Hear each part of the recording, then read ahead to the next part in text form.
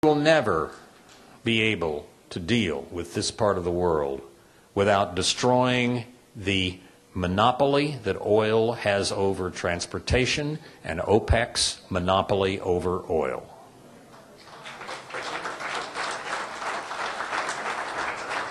We cannot get away from it by making electricity in different ways. Only 2% of our electricity comes from oil. So if you may want to build a nuclear power plant or a wind farm, that's fine, has nothing to do with oil. You may be worried about climate change and want to have a cap and trade system that the House of Representatives passed, but not the Senate this last time around. Well, that has something to do with electricity, but $1 a ton of CO2 is a penny a gallon at the pump. It does nothing. You may want to drill, baby, drill. Here in the United States, more oil.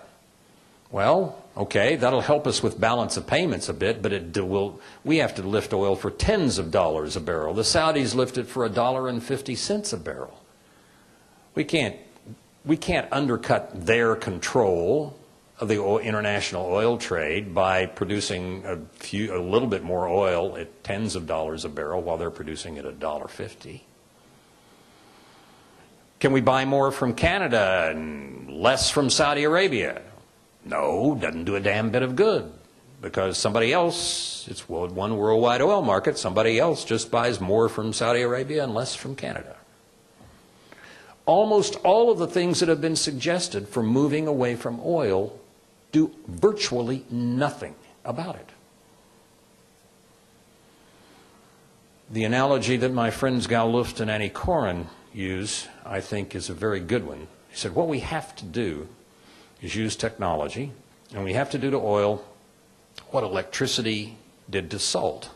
You say, what do you mean? You see, well, at the end of the 19th century, salt was a strategic commodity. It was the only way to preserve meat, a hugely important part of the human food chain. Everybody needed salt. Salt was expensive. If you had a salt mine, you could lord it over your neighbor country that didn't have one. Roman soldiers were paid in salt. The word salary comes from salt. Salt was a very big deal because a huge part of human existence depended on it. Within a very few years, from about 1900 to 1905, salt became boring. Why? The coming of the electric grids brought refrigeration and freezing. Frozen meat that you froze and then thawed was not only cheaper than meat that had been soaked in salt brine, it tasted a lot better. Technology made something better and cheaper. And salt is still around, but I doubt if any one of you at dinner this evening looked at the salt shaker and said, I wonder where that comes from. I wonder if we're salt independent. No. Salt is boring. The first thing we need to do is use our technology to make oil boring. The second thing we need to do is to understand that the Islamists' totalitarianism begins at home. Here are 8 things that can be done to women that are sanctioned in the Quran. Men may beat their wives. Men may rape their wives. Men may marry 4 wives and have limitless concubines.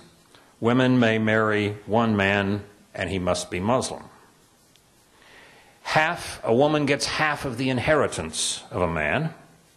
A woman's testimony is worth half that of a man. Adultery is punished by lashing and stoning to death. So if a woman is raped and she wants to claim that she was raped, she must have 4 male witnesses. If one of those witnesses is not believed or doesn't show up, then her claim of rape fails and she becomes an admitted fornicator or adulteress and can be killed. And finally, there is no minimum age for marriage for women.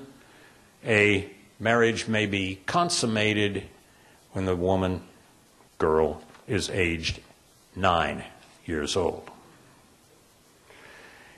That are the Quranic verses. Then there is an author in the 14th century named Al-Mizri who wrote something called Reliance of the Traveler, which is essentially the classic manual of Islamic sacred law, and by many mosques is regarded as laying down rules that need to be followed, although perhaps not with the authority of the Quran. That adds 4 things to the treatment of women. First of all, a Muslim woman who is divorced and remarries does not get to keep custody of her children by the first marriage. Women cannot go outside the house without being accompanied by a male family member. A daughter or granddaughter may be the victim of an honor killing by a father or grandfather if she does something unacceptable, such as walk along the sidewalk in the neighborhood talking to a neighbor boy. And finally, genital mutilation. Those 4 are still practiced in a number of parts of the Muslim world. For example, about 97% of Egyptian women have had their genitals mutilated. This situation is one in which a huge share, approximately half of the population of a major part of the world, is as oppressed as human beings have ever been, is treated terribly. And we hear nothing about this from women's organizations in the United States, from human rights organizations generally in the United States. The voices are small and faint and few. We need to undertake some effort to take charge of this long war we are in with Islamism. It may last as long as the Cold War, 45 years. I hope it doesn't last longer. But it will last longer if we don't start to fight. And in order to fight, we need to go at the source of the money. We need to make oil boring.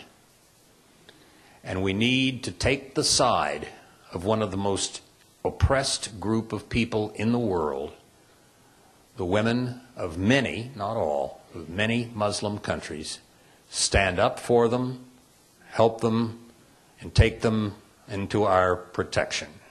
It's our duty and it's our need. Thank you.